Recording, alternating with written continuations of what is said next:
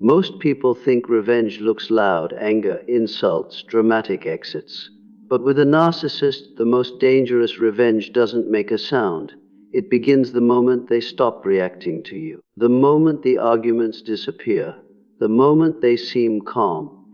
If you're an empath, this calm can feel confusing, even relieving, but something about it doesn't sit right, and it shouldn't. Carl Jung warned that when a fragile ego feels exposed, it retreats into the shadow where plans are formed quietly, not emotionally. In this video, I'm going to show you the hidden signs a narcissist is not healing, not letting go, but carefully preparing to restore their sense of power. Some of these signs are so subtle, you may have already felt them without realizing why. By the end, you'll understand why your growth triggers this shift, why silence can be more dangerous than rage, and how awareness alone can protect you without confrontation. If this resonates, don't just watch, stay with me until the end, because the final insight changes how you see their silence forever. And when you're done, drop a comment with the word "aware" so I know you felt it, and subscribe if you're ready to see clearly, not emotionally. Silence is not peace when it comes from a narcissist, and this is one of the most misunderstood moments in the entire dynamic. When they stop reacting, stop arguing, and stop defending themselves, it can look like growth on the surface. It can even feel like relief, especially if the relationship was filled with emotional chaos. But this calm is not healing. It is cold, controlled, and strangely empty. What you are witnessing is not emotional maturity, but emotional shutdown. Carl Jung would describe this as the ego retreating into itself to protect a fractured self-image. When the narcissist realizes they can no longer dominate emotionally, they do not process the loss in a healthy way. Instead, they disconnect. They pull their emotions inward, not to reflect, but to regain control. This is the moment where the noise disappears and the inner calculation begins. The narcissist's silence is strategic, not peaceful. It is a pause used to observe, to reassess, and to plan how to restore a sense of superiority without exposing vulnerability. This cold calm often feels unsettling because it lacks warmth. There is no closure, no genuine understanding, no emotional resolution. Conversations become short, polite, and distant. The emotional bond is replaced by something mechanical. Jung believed that when the ego feels threatened, it pushes unwanted feelings into the shadow. In this shadow space, resentment grows quietly. The narcissist does not forget perceived slights, they store them. They replay moments where they felt small, embarrassed, or powerless, and instead of processing these emotions, they turn them into silent motivation. Revenge does not need anger to survive. In fact, anger can be inefficient. Silence allows patience. Silence allows timing. To an empath, this phase is particularly confusing because there is no obvious danger signal. There are no insults, no rage, no dramatic scenes. Yet the emotional atmosphere feels colder, heavier, and strangely tense. This is because the narcissist has stopped seeing you as an emotional partner and has begun seeing you as a psychological problem to be corrected. When empathy disappears, dehumanization begins. You are no longer someone to connect with, but someone who challenged their self-image. And in their inner world, challenges must be neutralized. This is why revenge often begins not with confrontation, but with withdrawal. The narcissist appears unbothered, even indifferent, but this indifference is not freedom, it is defense. The ego is conserving energy, rebuilding a sense of power in silence. Jung warned that what is not consciously faced returns in distorted forms. In this case, it returns as subtle retaliation, narrative control, or emotional sabotage carried out quietly over time. Understanding this shift is not about fear, but clarity. Silence from a narcissist is not an ending. It is often the moment the emotional battle moves underground, where it becomes quieter, slower, and far more calculated. When a narcissist stops reacting and starts watching, the dynamic quietly changes in a way most people overlook. The arguments fade, the emotional outbursts disappear, and suddenly there is space where tension used to be. At first, this can feel like progress. It may seem as if they've finally become reasonable, calm, or emotionally detached. But this shift is not neutrality, it is strategy. The narcissist is no longer engaging because engagement exposes emotion, and emotion exposes weakness. Instead of reacting, they observe. They listen more than they speak. They notice patterns in your behavior, your boundaries, your tone, and your growth. This watching is not curiosity or reflection, it is assessment. When emotion disappears, calculation replaces it. In this phase, the narcissist is gathering information. They are learning what affects you and what no longer does. They pay attention to who supports you, what gives you confidence, and where your vulnerabilities still exist.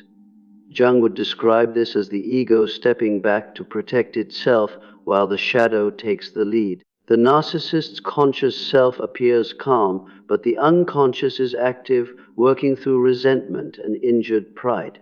Observation allows them to regain a sense of control without revealing intention. Silence becomes a cover, and stillness becomes a shield. This is why their presence can feel strangely intense even when they say very little. You may notice lingering looks, delayed responses, or an unsettling awareness that they are paying attention in ways they never did before. They are no longer trying to win emotionally. They are trying to understand the terrain. Reacting would give away too much. Watching gives them time. For empaths, this stage can trigger confusion and self-doubt. You might wonder if you imagined the past conflict or if things are finally settling. But the nervous system often senses the truth before the mind does. That subtle discomfort you feel is the absence of emotional honesty. Healthy detachment feels light and freeing. Strategic observation feels heavy and tense. The narcissist watches because they are recalibrating. They are adjusting to a new version of you they cannot control in the old ways. This is not growth on their part, it is adaptation. When reaction stops, intention does not. It simply becomes quieter, more patient, and far more deliberate. When a narcissist rewrites the story without confronting you, the damage rarely happens in front of your eyes. It happens behind closed doors, in quiet conversations, and through carefully chosen words spoken to the right people at the right time. Instead of addressing misunderstandings directly, they avoid you altogether and begin reshaping the narrative elsewhere. This is not conflict avoidance, it is psychological positioning. By the time you realize what is happening, the emotional ground has already shifted beneath your feet. The narcissist is no longer trying to resolve anything with you. They are preparing the environment in which you will be judged, questioned, or misunderstood while they appear reasonable, wounded, or even generous. Direct confrontation requires vulnerability, and vulnerability threatens the narcissist's self-image. Admitting confusion, fault, or emotional pain would crack the illusion of control they depend on. So they choose a safer route: silent revision. Small details are altered. Context is removed. Your reactions are highlighted while their provocations are erased. Over time, a new version of events begins to circulate, one where they are calm, patient, and misunderstood, and you are emotional, unstable, or ungrateful. This slow rewriting is powerful precisely because it feels organic. No dramatic accusations are made, no obvious lies are told. Instead, there are subtle implications, sighs, and carefully framed concerns that invite others to draw the right conclusions on their own. Carl Jung warned that when aspects of the self are denied, they are projected outward. In this case, the narcissist projects their own inner chaos onto you. The traits they cannot tolerate in themselves, manipulation, cruelty, emotional volatility, are quietly assigned to your character.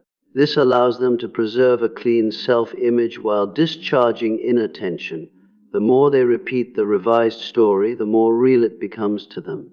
Eventually, they are no longer lying in a conscious sense. They believe the version that protects their ego. This belief gives them confidence, and confidence makes the narrative convincing to others. What makes this especially disorienting is that you are not given a chance to respond. There is no conversation where both sides are present. No opportunity to clarify or correct. The narcissist controls the timing, the audience, and the framing.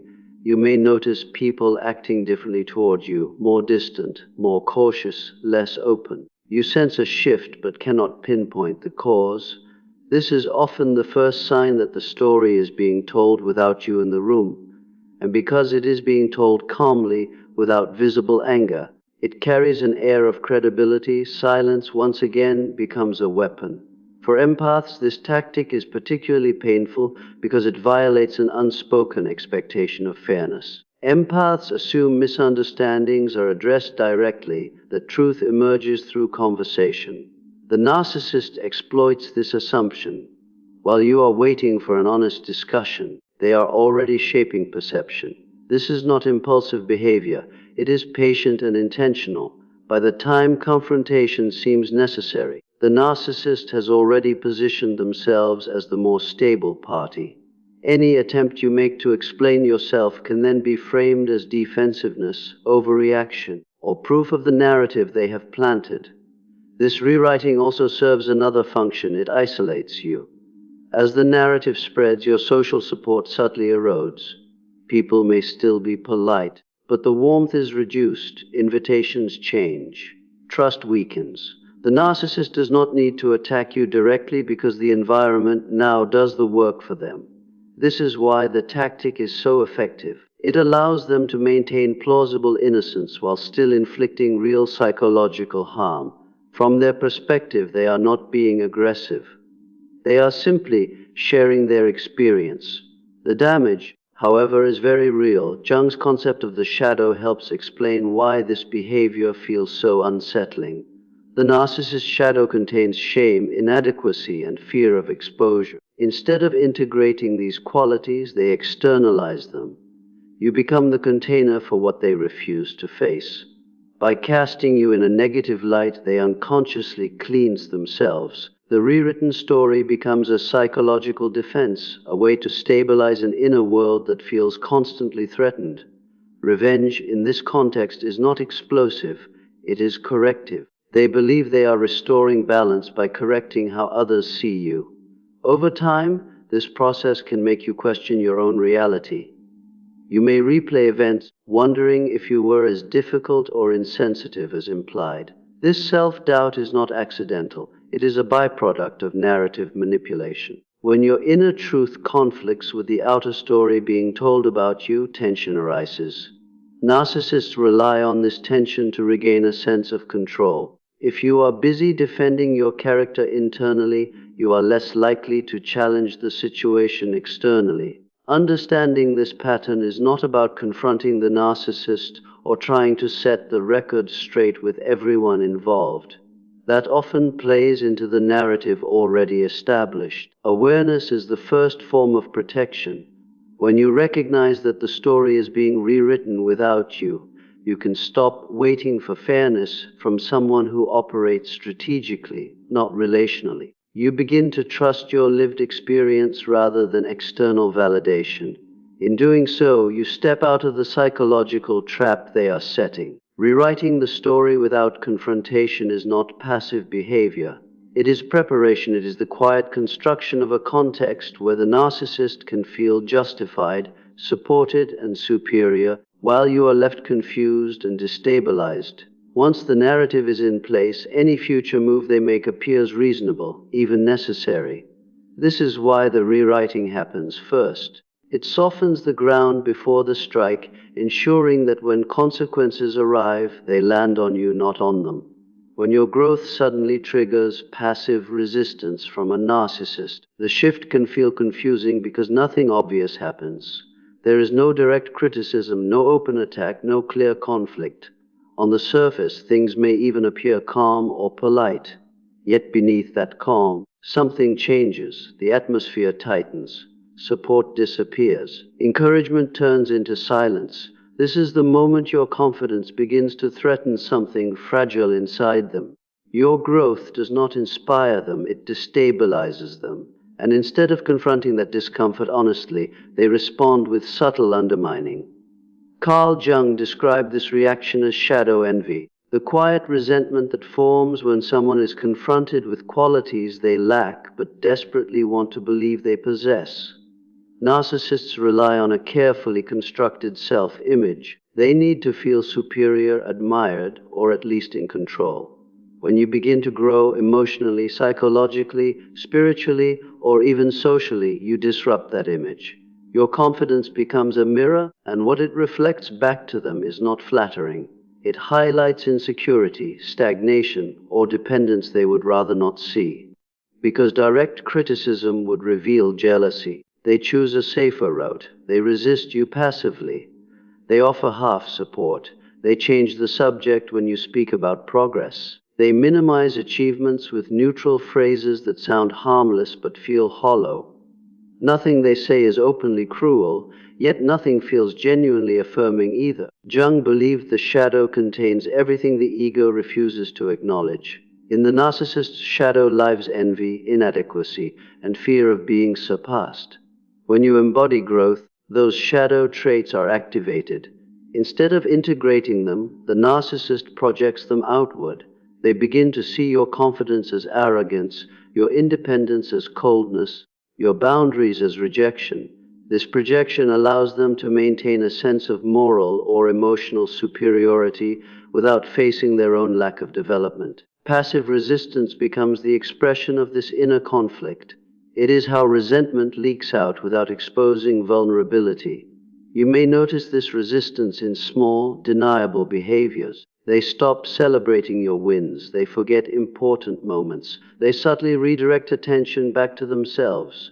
They offer concern that feels misplaced or discouraging. These actions are rarely dramatic enough to call out, which is why they are so effective. If you question them, the narcissist can easily deny intent and accuse you of overthinking.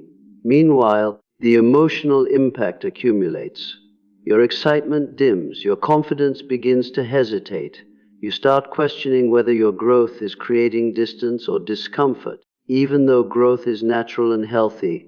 What makes this dynamic particularly painful is that empaths often internalize the shift. You may assume you've changed in a negative way or that your success is somehow unfair. You may try to shrink yourself to restore harmony. This is exactly what passive resistance aims to achieve. The narcissist does not need to tear you down openly if they can slowly encourage you to self-limit. From their perspective, balance is restored when you stop outgrowing them. Jung's concept of individuation helps clarify why this stage is so destabilizing for narcissists. Individuation involves becoming whole, integrating both light and shadow. Narcissists resist this process because it threatens the false self they rely on. Your growth represents individuation in action. It shows that change is possible without domination or admiration. This silently exposes the narcissist's inner stagnation. Passive resistance becomes their defense against this exposure. By subtly undermining your progress, they attempt to halt a process they cannot participate in themselves. Over time, this resistance can evolve into more calculated behaviors. Opportunities are withheld. Support networks are quietly influenced. Encouragement is replaced with faint doubt. None of this looks like sabotage on the surface, but its cumulative effect is powerful. The narcissist is not trying to destroy you outright. They are trying to slow you down, to make your growth uncomfortable enough that you question whether it's worth it. This allows them to maintain proximity without confronting the growing imbalance between who you are becoming and who they remain. It is important to understand that this reaction has very little to do with you personally. Your growth is simply the trigger.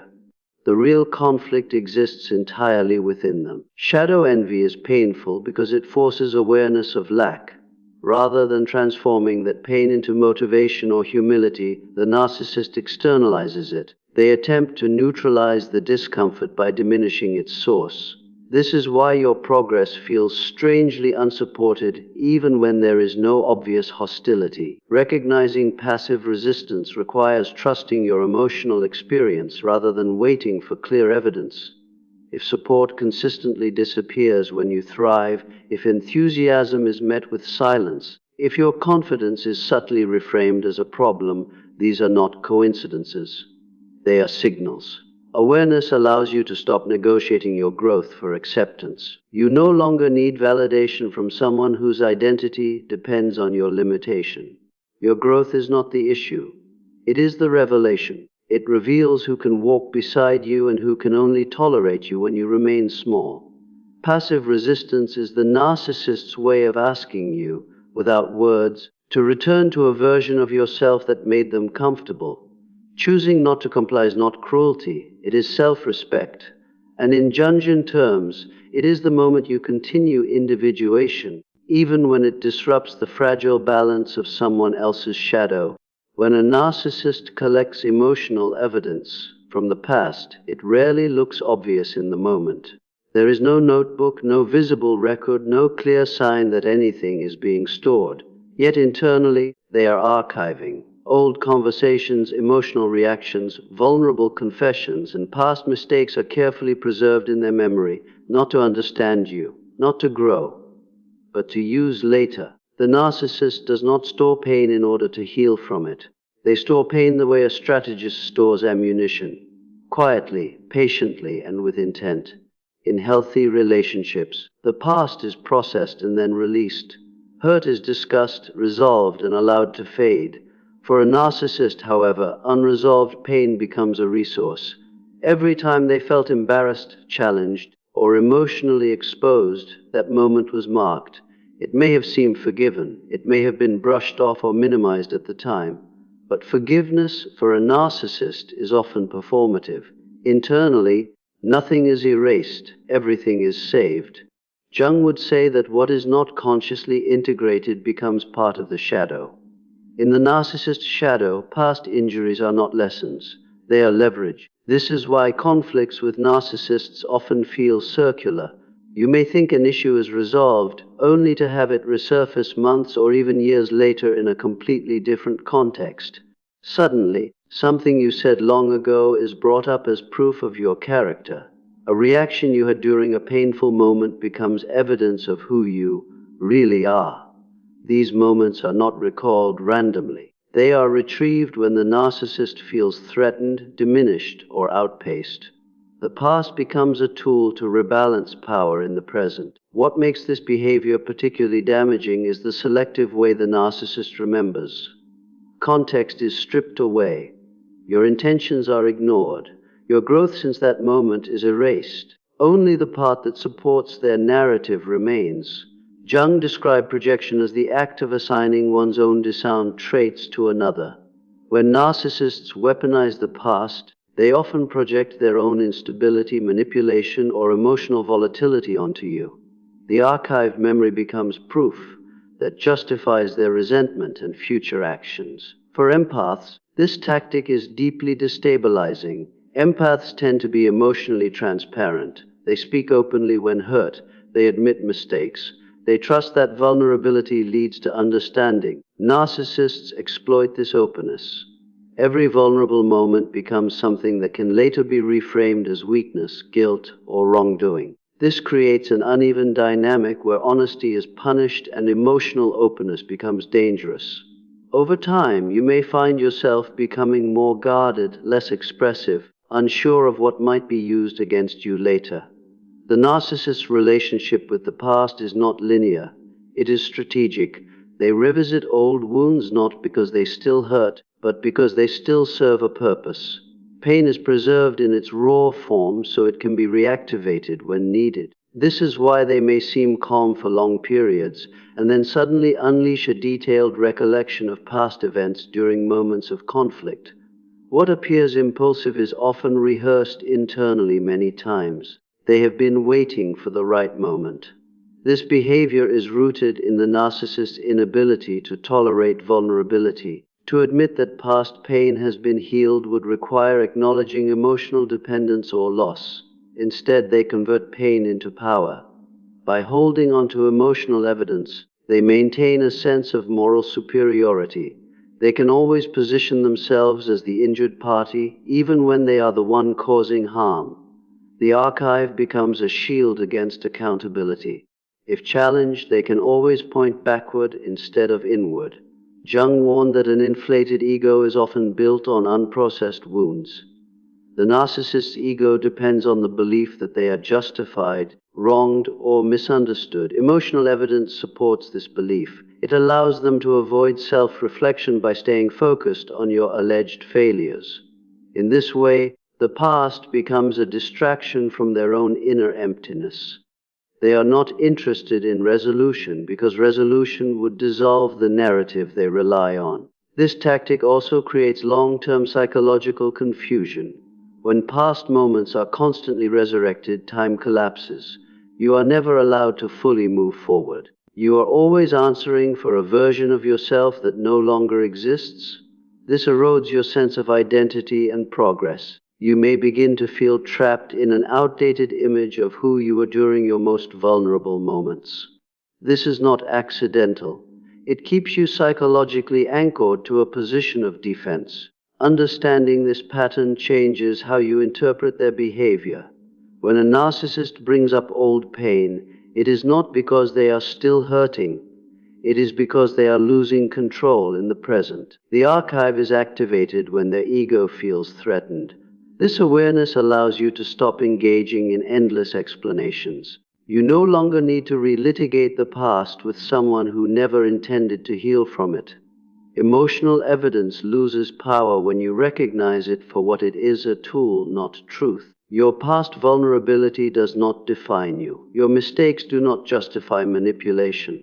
Healing requires release, and anyone who refuses to release the past is not seeking peace. They are preserving leverage. When you stop responding to weaponized memories, you step out of the trap. You reclaim the present from someone who lives psychologically in archived pain. The narcissist may carry the past forever. That is their burden, not yours. Your task is not to correct their memory or defend your history. It is to continue growing beyond the reach of someone who mistakes stored pain for strength. When a narcissist appears polite but emotionally distant, the shift can be subtle enough to go unnoticed at first. On the surface, nothing seems wrong. Their words are respectful. Their tone is controlled. There are no arguments, no obvious hostility, no visible aggression. Yet something essential is missing. The warmth that once existed has evaporated, replaced by a cool, formal courtesy that feels hollow. This change is not maturity or emotional regulation. It is emotional withdrawal. Courtesy replaces connection, and that replacement signals something far more serious happening beneath the surface. Emotional warmth requires recognition of the other person as fully human, someone with feelings, complexity, and worth beyond utility. When a narcissist withdraws warmth but maintains politeness, it often means that recognition has been removed. You are no longer engaged with as a person, but managed as a role. Jung would describe this as a dissociation of empathy, where the ego detaches from feeling in order to protect itself from shame, loss, or perceived defeat. The narcissist is not calming down. They are shutting down the part of themselves that once related to you emotionally. This emotional frost serves a purpose. Dehumanization makes retaliation easier. When someone is no longer experienced as a person, harming them does not feel morally complex. It feels justified, even necessary. Politeness becomes a mask that conceals emotional disengagement. It allows the narcissist to appear reasonable while internally distancing themselves from guilt or accountability. They can later act in ways that hurt you while still believing they behaved correctly. For empaths, this phase is especially disorienting. Empaths are attuned to emotional tone, not just words. You may sense something is off long before you can explain it. Conversations feel transactional. Eye contact shortens. Responses become measured rather than sincere. There is no hostility to respond to, yet the emotional connection is gone. This creates a strange loneliness that can exist even in frequent interaction. You are present but unseen. Jung spoke of the shadow as containing what the ego refuses to face. In this case, the narcissist's shadow holds resentment, envy, and wounded pride. Rather than processing these feelings, they suppress empathy. Emotional distance becomes a defense against inner discomfort. By turning you into an object rather than a person, They avoid confronting their own vulnerability. The relationship shifts from emotional to strategic. You are no longer someone to relate to, but someone to manage, neutralize, or outgrow. This is often the stage where subtle retaliation begins. Because warmth is gone, small acts of disregard no longer register as cruelty in their mind. Delayed responses, selective inclusion, quiet withdrawal of support, these actions feel acceptable because empathy is no longer active. Politeness provides cover. If questioned, they can point to their respectful behavior as evidence of good intentions. Meanwhile, the emotional damage accumulates quietly. What makes this dynamic dangerous is its invisibility. There is no clear conflict to resolve, no argument to point to. Yet the relational foundation has collapsed. You may find yourself working harder to restore connection, offering more understanding, or softening your boundaries in response to the distance. This effort often goes unnoticed or unappreciated because the narcissist has already disengaged emotionally. The frost remains. Understanding this pattern helps restore clarity. Politeness without warmth is not neutrality, it is a signal. It marks the moment when emotional reciprocity ends and psychological distance begins. At this point, seeking emotional repair from the narcissist often leads to frustration or self-doubt. The connection you are trying to revive has already been withdrawn internally. The shift from warmth to courtesy is not accidental, it is a psychological line being drawn. Once crossed, the narcissist feels less inhibited about future actions that serve their ego. Recognizing this change allows you to stop mistaking politeness for safety. True emotional safety includes warmth, empathy, and mutual recognition. When those disappear, courtesy alone is not protection. It is simply the quiet surface of a deeper emotional withdrawal where retaliation can feel to them entirely justified. When a narcissist begins testing your boundaries in small, silent ways, it rarely feels dramatic enough to raise immediate alarm. There is no open confrontation, no clear act of disrespect that demands a response. Instead, the changes are subtle. A message that once received a quick reply now sits unanswered for hours or days. Invitations become selective. Tone shifts slightly, just enough to feel dismissive, but not enough to call out without sounding sensitive. These tiny provocations are not accidents, they are probes. Each one is designed to gather information about how much access, control, and emotional influence they still have over you. Narcissists are highly attuned to power dynamics. When they sense that your emotional dependence is weakening or your boundaries are strengthening, they begin testing the perimeter. Direct challenges would risk exposure or rejection, so they start small. A delayed response gauges how anxious you become. Selective exclusion tests whether you will seek reassurance. Subtle disrespect checks if you will tolerate being minimized. None of these behaviors are random.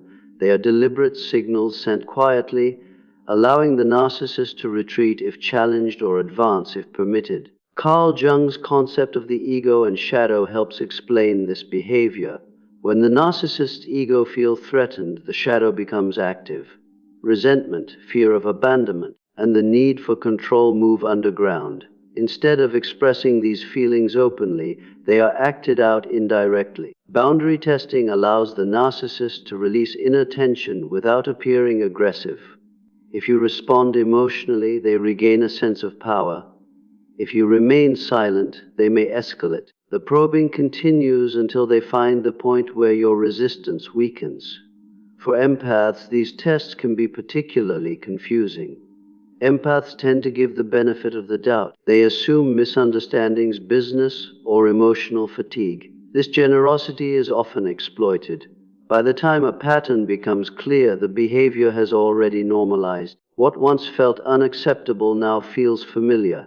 This gradual erosion is intentional. It conditions you to accept less respect without realizing when the shift occurred. Each small test also serves as feedback. If you chase a delayed reply, the narcissist learns that withholding attention still controls you. If you ignore subtle disrespect, they learn that boundaries are flexible. If you question selective exclusion and are met with denial, They observe how easily reality can be distorted. These responses shape their next move. Boundary testing is a form of silent communication where your reactions speak louder than words. This stage often coincides with emotional distance. Warmth is reduced while politeness remains. The narcissist maintains plausible innocence. If confronted, they can dismiss your concerns as overthinking or sensitivity. This gaslighting effect deepens self-doubt. You may begin questioning your perceptions, wondering if you are imagining the disrespect. Meanwhile, the narcissist continues gathering data, refining their understanding of your limits. Jung emphasized that what is not made conscious is lived out unconsciously. Boundary testing thrives in unconscious dynamics. The narcissist relies on your reluctance to name subtle harm. As long as the behavior remains unspoken, it remains powerful. Silence becomes permission. The longer the tests go unchallenged, the more the narcissist feels justified in pushing further. Retaliation does not begin with a single act. It evolves through these quiet adjustments. Over time, these probes can escalate. Delays become disappearances. Exclusion becomes isolation. Subtle disrespect becomes quiet sabotage. Each step is small enough to deny, but together they form a clear pattern. The narcissist is recalibrating the relationship to regain dominance. They are not reacting emotionally, they are adjusting strategically. Understanding this pattern restores agency. Recognizing boundary testing allows you to respond consciously rather than reflexively. You no longer need to explain, justify, or overreact. Clear, consistent boundaries interrupt the feedback loop the narcissist depends on. When probes no longer yield information or emotional payoff, they lose effectiveness. Testing boundaries in silent ways is the narcissist's way of asking a question without words. How much of you do I still control? Your awareness is the answer. When you stop responding to provocation and start responding to your own standards, the dynamic shifts. The probes reveal more about their insecurity than your worth. Boundaries, once seen, can be reinforced, and once reinforced, the silent testing loses its power. When a narcissist suddenly stops seeking validation from you, the shift can feel shocking, confusing, and even liberating at first. For months or years, your approval may have been their fuel. Every compliment, every sign of admiration, every reaction from you served as a mirror that reflected back their worth, or at least the version of themselves they wanted to see. Then one day, the dynamic changes. They no longer ask for reassurance. They stop fishing for praise. They stop subtly manipulating your attention to confirm their importance. At first, it can feel like freedom, like they are finally letting go. But what is happening beneath the surface is far more strategic and far more dangerous than it appears. This is not independence. This is replacement. Jung would describe this as the narcissist sourcing a new mirror before breaking the old one. They need a reflection that confirms their ego without the risk of exposure or challenge. When the old source, often the empath who has been their steady mirror, begins to set boundaries, grow, or assert themselves, the narcissist experiences discomfort. They feel the ego bruised by your autonomy, your confidence, and your emotional resilience. Rather than confronting this discomfort or reflecting honestly on their dependency, they look outward. They seek a new source that will confirm their self-image without resistance. This search is deliberate and strategic, not random. The withdrawal of validation is a signal. They are preparing the terrain for replacement, quietly severing the old connection while ensuring the new one will be ready to support their fragile ego. This shift often feels like emotional abandonment. Even when it is subtle, they may still interact with you, but the interactions are devoid of the subtle manipulations that previously signaled need. The comments that once required your approval no longer appear. They stop fishing for emotional reactions, and you may notice a lack of dependence on your attention. To the untrained eye, this might look like growth, maturity, or even freedom.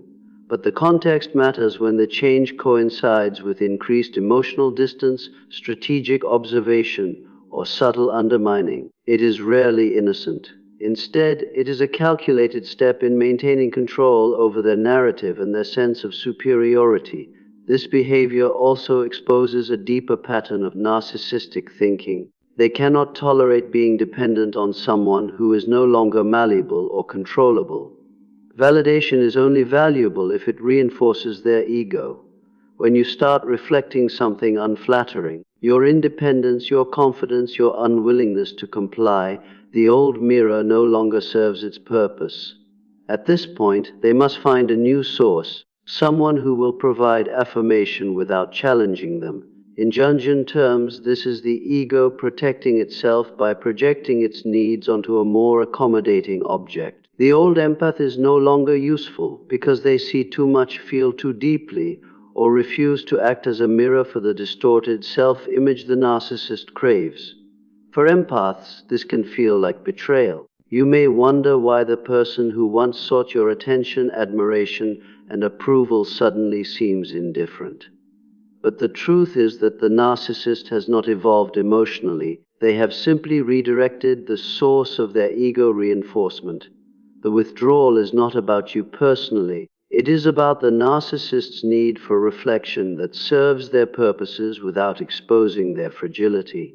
Your growth and self-sufficiency threaten the control they once maintained, so they prepare a replacement before fully severing the connection. This phase can be accompanied by subtle psychological cues. They may appear increasingly self-contained, more confident on the surface, and even charming in interactions outside the relationship. Their attention may shift toward others who provide affirmation without resistance. At the same time, their interactions with you may feel polite but impersonal. Where there was once a push for approval, now there is distance. Where there was once manipulation, now there is observation. The narcissist is testing how much you will notice the absence of their need, how much influence you still have, and how quickly they can transition to the new mirror without losing ego stability. Understanding this behavior is crucial because it reveals both the narcissist's strategy and the underlying truth: your value as a mirror is no longer aligned with their needs. This is not a reflection of your worth or your care, it is a reflection of the ego-driven narcissistic system they operate from. Recognizing that their withdrawal is replacement rather than independence allows you to detach emotionally. It allows you to see that the change is not a sign of personal growth or loss on your part. It is the natural unfolding of a narcissistic pattern. The danger lies in the timing and secrecy of the transition. Because the narcissist seeks a new mirror before breaking the old one, they maintain the appearance of normalcy while emotionally disengaging. This allows them to retain the benefits of your presence, familiarity, history, and access, without the vulnerabilities that come with emotional dependence. By the time the shift is obvious, the replacement mirror is already in place, and the old empath finds themselves emotionally displaced, destabilized, and struggling to reconcile the abrupt change in behavior. Jung's insights into the projection and defense mechanisms of the ego help explain why this happens. The narcissist cannot tolerate the reflection of their fragility in someone who refuses to validate their inflated self-image.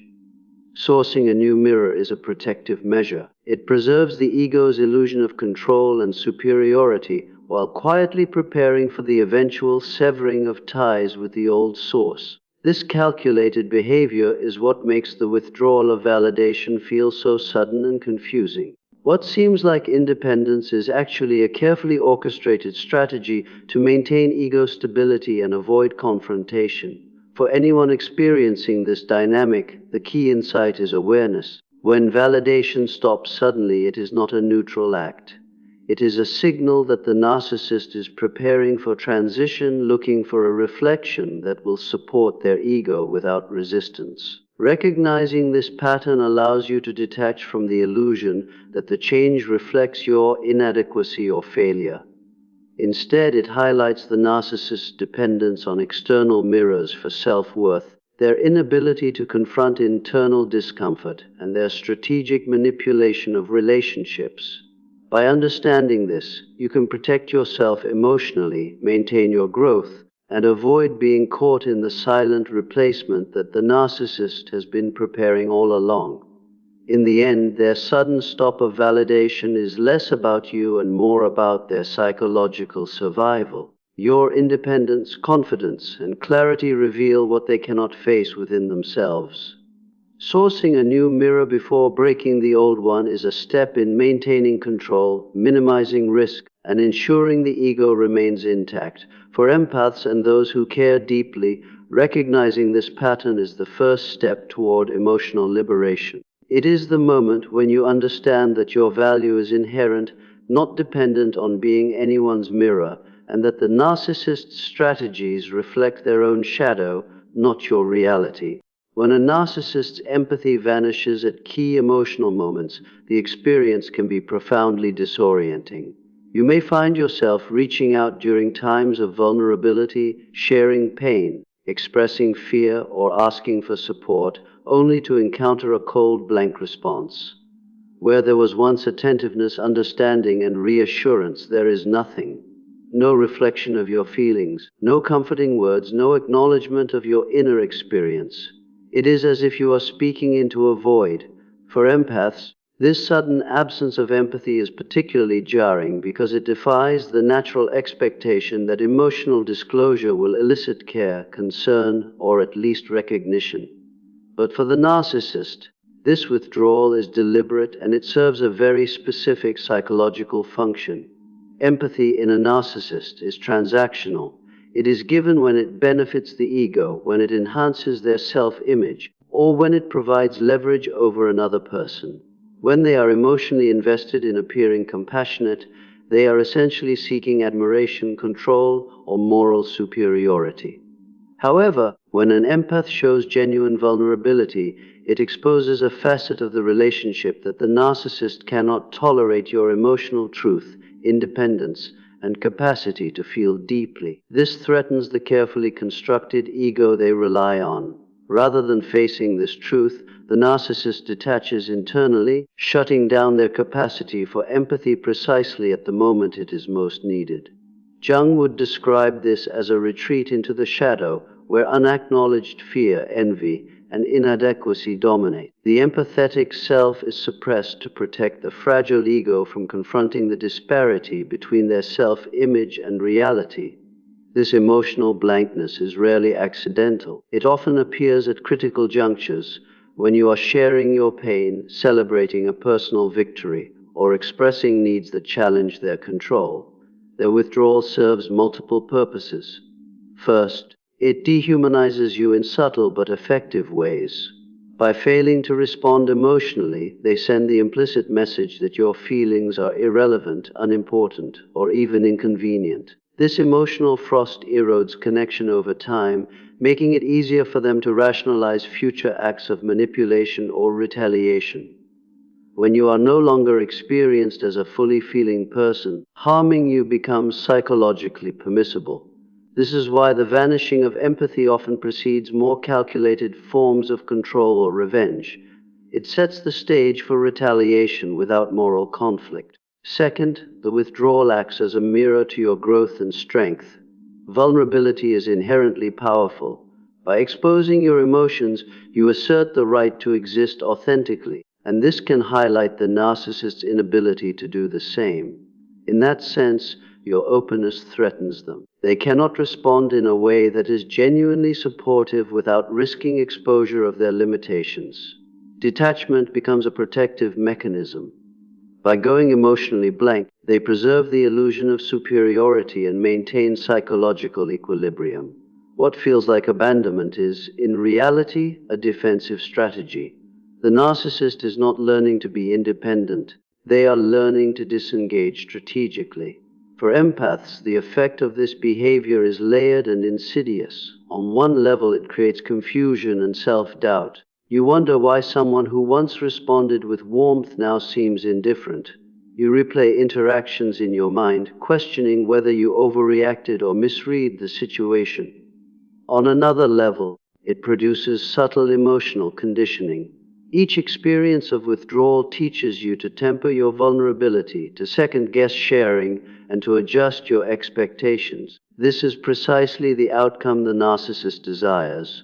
By reducing your capacity to rely on them emotionally, they gradually weaken your inner sense of security while maintaining external familiarity. You are present, but you are no longer fully mirrored or recognized.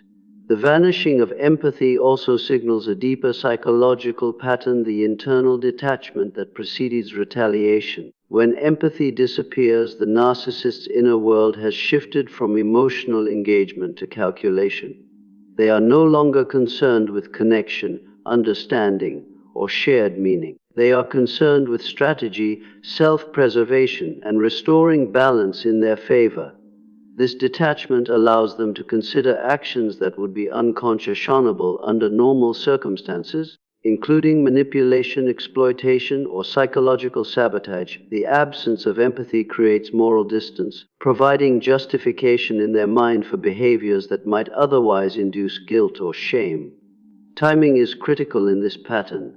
Emotional withdrawal does not occur randomly. It is triggered by situations that expose their vulnerability or threaten their control. They have learned, often over years, that certain responses invite challenge or reveal imperfection. By going blank, by denying your emotional experience, they weaken your position subtly, without overt confrontation. This stage is often the quiet precursor to more active forms of retaliation. Because you are already destabilized emotionally, the narcissist's subsequent actions carry greater psychological weight and less resistance. Recognizing this pattern is crucial for maintaining clarity and emotional boundaries. When empathy vanishes at key moments, it is not a reflection of your value, your authenticity, or your vulnerability. It is a reflection of the narcissist's internal limitations and defensive strategies. Understanding this allows you to detach from the illusion of mutual care in those moments. You no longer need to interpret the blankness as indifference born from your behavior. It is indifference born from their inability to integrate shadow traits like shame, envy, or inadequacy. Jung's insights illuminate why this stage is often the final step before overt retaliation. Once emotional engagement is severed, moral and relational constraints weaken. The narcissist can act to reclaim dominance, re-establish control, or neutralize perceived threats without the burden of empathy. This is why empaths often feel blindsided by subsequent actions. The groundwork for manipulation, criticism, or calculated revenge is quietly laid during moments of withdrawal. The emotional blankness itself is preparatory. It primes the narcissist's internal and external systems for strategic action while minimizing their own psychological discomfort. In practical terms, this pattern serves as a warning. If you notice sudden emotional withdrawal during moments of vulnerability, it signals that the narcissist is no longer operating from connection but from calculation. Awareness of this dynamic allows you to protect yourself, maintain emotional boundaries, and avoid being caught off guard by subsequent manipulations. It highlights the need to trust your own emotional perception rather than seeking validation from someone whose empathy is conditional and strategically deployed. Ultimately, the vanishing of empathy is not about you. It is about the narcissist's inability to integrate their own emotional reality. Your vulnerability illuminates the gaps in their self-perception, and detachment becomes a shield. This stage is a turning point in the relationship dynamic. It marks the moment when genuine emotional connection is suspended, replaced by observation, calculation, and preparation for potential retaliation. For anyone engaged with a narcissist, recognizing this stage is vital. It allows you to step back, preserve your emotional integrity, and navigate the situation with clarity rather than confusion. In these moments, the absence of empathy is the loudest signal that the relationship is no longer reciprocal, no longer safe, and no longer rooted in genuine care. When a narcissist acts unbothered by losing you, the performance can feel disorienting, even infuriating. On the surface, they appear calm, detached, and almost indifferent, They may speak with casual ease, continue daily routines, or even flirt with the idea that life goes on without any visible disruption. To the observer, especially an empath who once provided consistent validation, this demeanor can feel impossible to reconcile with the depth of the connection that once existed. It seems counterintuitive that someone who depended so heavily on your attention and emotional mirroring could now operate as if your absence were insignificant. But the appearance of indifference is exactly that, a mask. Beneath the surface lies a wounded ego, humiliated and enraged, quietly plotting ways to restore a sense of false superiority. The narcissist's ego is highly dependent on external validation. When they lose someone who provided admiration, compliance, or emotional support, it is not just a relational loss, it is a threat to their self-image. Jungian psychology describes the ego as a construct that maintains a coherent sense of identity. For narcissists, this construct is fragile, inflated, and highly dependent on mirrors, people who reflect back an image of superiority, worth, or control. Losing such a mirror is destabilizing. Rather than confronting vulnerability, admitting pain, or accepting accountability, the narcissist deploys strategies to maintain the illusion of dominance. Acting unbothered is a primary strategy. It creates the perception of control, hides inner turmoil, and prevents others, including you, from seeing the fracture in their carefully curated self-image. This mask of indifference is maintained through a combination of emotional suppression, cognitive reframing, and performative behavior.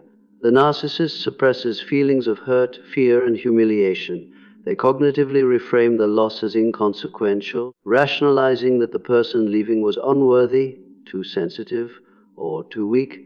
Performatively, they project confidence, charm, and even casual detachment to observers, reinforcing the illusion that they are unaffected.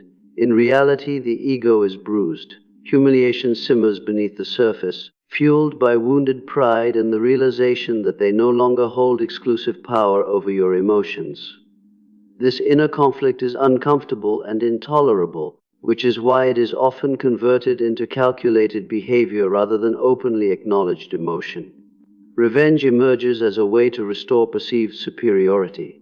When a narcissist's ego feels humiliated, direct confrontation is often avoided until the environment is safe for retaliation.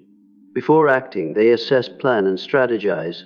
The appearance of indifference serves as a smokescreen. While you might assume they have emotionally detached, they are, in fact, collecting information, analyzing vulnerabilities, and waiting for the right opportunity to reassert control. Jung's concept of the shadow, the unacknowledged, repressed aspects of the self, helps explain this behavior.